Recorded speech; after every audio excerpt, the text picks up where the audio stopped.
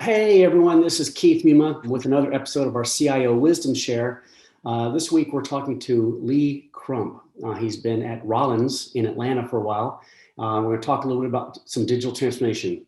As you deploy these new technologies and have provided new functionality to your company, is it changing at all the relationship you have with the other C-suite executives? I report to the vice chairman and CEO of the company, and he's fond of saying that until we got there, his idea of new technology was an improved sprayer. When I was brought in 12 years ago, the company was spending a lot of money on IT, but did not have a good relationship with the business. The business did not feel, because obviously the business people are the ones paying for it, right? Did not feel they were getting value. So we really launched a turnaround communications tour, which was a lot more listening than talking. And I had an advantage coming in that I had spent 10 years with our largest competitor and basically had done a technical turnaround there. And the businesses are not all that different. So that gave me some credibility, but that and 50 cents gets you a cup of coffee you have to produce. So we really focus on honest, accurate, timely communications. I personally do it's 4 to 6 pages. I do a Word document every week that gets distributed to over 30 people who are the vice presidents and above of all of the divisions, and many of them forward it to their regional managers. But we list for that past week, we do a complete status update from IT to them that says, here's the surprises and disappointments we had. I always start with that. If we had an outage somewhere, I like the outage and how long it lasted and what the root cause was and what we're doing to prevent it from happening again.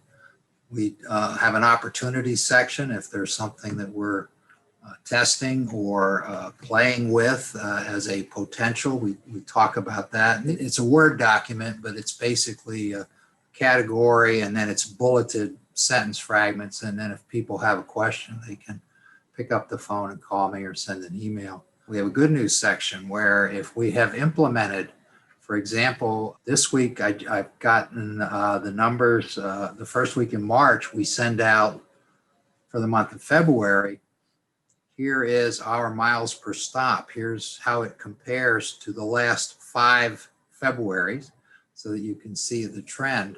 And we'll send that report out. So that's where we report any of our metrics. We talk about on our support desk how many calls we took, what our average speed to answer was. We do satisfaction surveys at the end of every call. I report on what percentage of the satisfaction surveys were excellent versus satisfactory versus needs improvement. We really believe in having the kimono open and sharing all this information. And we don't hide bad news, because bad news does not get better with age. And frankly, human nature is such that if I don't know what's happening in my mind, I will imagine it to be much worse. So I'd rather be the one to just go ahead and list it. If we had a major systems outage, how long did it last? What was the cause? And by the way, maybe if the cause was us, I say that. I never try to hide anything, but many times it's a network issue where a network carrier has had a problem. One of the things that we're working on now, we're in the process and we're probably 80% done, is moving all of our locations to SD-WAN. We've been in the process of doing that now for about 8 or 9 months, and improved performance is wonderful. But what has been great is that we've reduced our outages by about 70% because we've got cellular backup and multiple connections, and it's saving about $1 million a year. The SD-WAN actually costs less than our MPLS, leased private line network. So that has been a real success as well. Wow, that's normally I hear a lot about cost savings when I hear SDN. So it's nice to hear that there's some other useful sides to it as well. Oh yeah, the cost savings, it's not very often. I tell people we have an IT triangle. It can be good, or it can be fast, or it can be cheap. And you can pick any two, but you can't have all three. SD-WAN is the first time in my career I've been able to give our users all three sides of the triangle. It improves the quality, it's faster and has more bandwidth, and it's less expensive. So before I retired, I get a chance to get all three sides of the triangle in an IT project. It's never happened to me before. So Yeah, that's very cool. And I love your idea about the Word document. I think that's really smart. well, it's a real pain, frankly. In the 12 years I've been here, I've done over 600 of them. It's a real pain that throughout the week I have to keep track of all these things. And then on Sunday afternoon, it's kind of a ritual in my family, isn't everybody knows on Sunday afternoon, I'm going to be spending about 2 hours putting this thing together into a nice readable format. And then I send it out. It gets distributed first thing Monday morning. And I think as much as a pain as it can be to do sometimes, I think it's one of the most effective things that we've done to build a positive relationship with the business. Again, human nature. When I walk in and I hit the light switch and the lights go on, I don't think to myself, wow, I love the power company. They're just so dependable and they do such a great job. Boy, if I throw the switch and the lights don't go on, then it's that damn power company.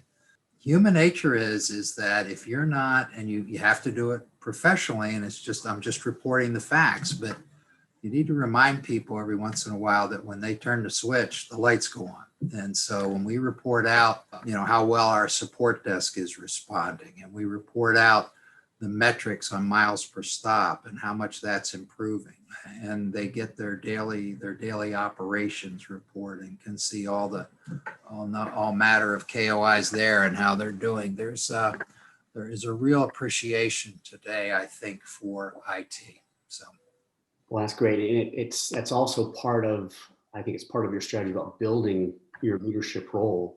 And I would like to, we're going to wrap up in a few minutes, but hear some of your words about what you think about leadership, how you see that kind of playing out, particularly as you begin to transition someone to start taking over your role, right?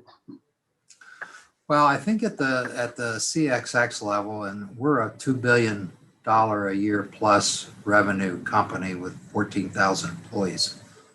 I think when you're in the C-suite, I think your number one responsibility, frankly, is to build a good team of people, because you're not, I don't do any of this stuff. My people do all this stuff.